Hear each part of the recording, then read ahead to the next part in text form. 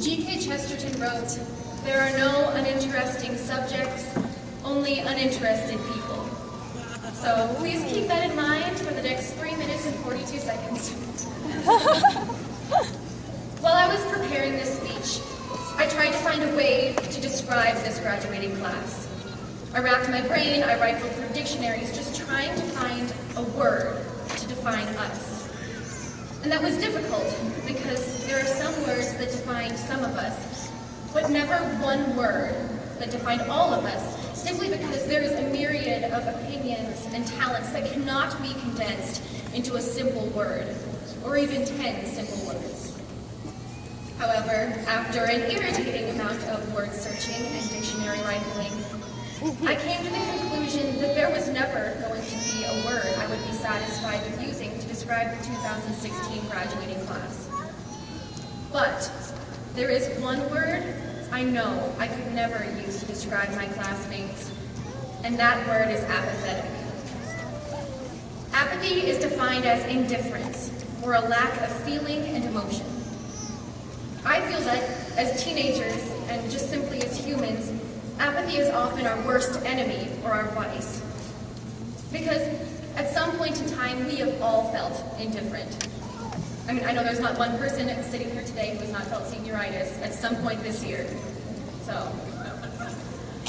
And feeling short bouts of indifference is normal. It is to be expected. However, I view apathy as a much more chronic problem. Apathy is deep-rooted and means having a history of lacking, as Ms. Miller would say, gumption, or spunk, or chutzpah, if you will. Apathy means lacking that one thing that keeps you going, a desire for something. The desire to become an engineer, a cosmetologist, a nurse practitioner, an electrician, or a teacher, standing at the front of a classroom, helping others pursue their dreams, as so many people sitting here today do every single day, and I will be eternally grateful for. No, we are so far from apathetic. See, I noticed, especially this past year, that I found myself constantly astounded by how driven the people around me were. And not just in the one specific area they found interesting, but in everything they did. And I believe this is because it is not in their nature to accept anything less than their best. This year, I sometimes found myself caught in the clutches of senioritis, and on more than one occasion, felt tempted to be apathetic. But then I looked around me, and I saw incredibly intelligent and purposeful people sitting next to me, and I could not help but be inspired to shoo my apathy away. That drive and that chutzpah is what I think is most important about this class. It is that it's not just a few select people who care and are surrounded by a sea of indifference, but this is a class who cares and refuses to be indifferent.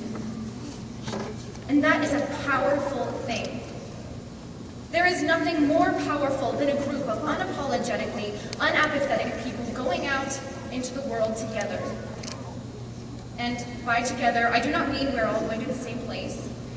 We are not all going the same direction, and we are not all going to have the same experiences. But we were all part of something great here.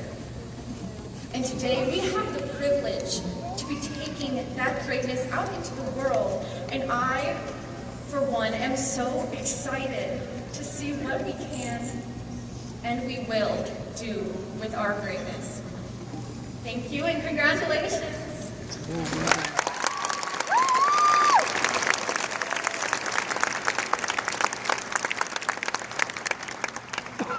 And it is my privilege now to introduce the next speaker, Mr. Nick Brinkhurst. Come on up, Nick.